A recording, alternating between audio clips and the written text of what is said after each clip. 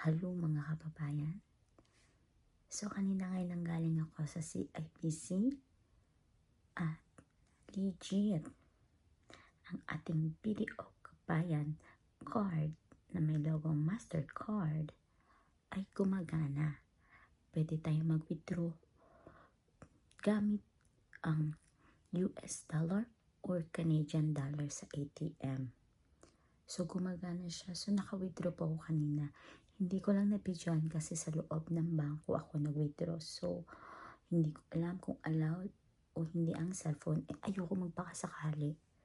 Kaya at least legit pwede tayong mag-withdraw gamit ang ating BDO Kabayan na may Mastercard na logo. Kaya ano pa hinihintay natin? Try na natin mga kababayang nandito sa Thunder Bay, Canada.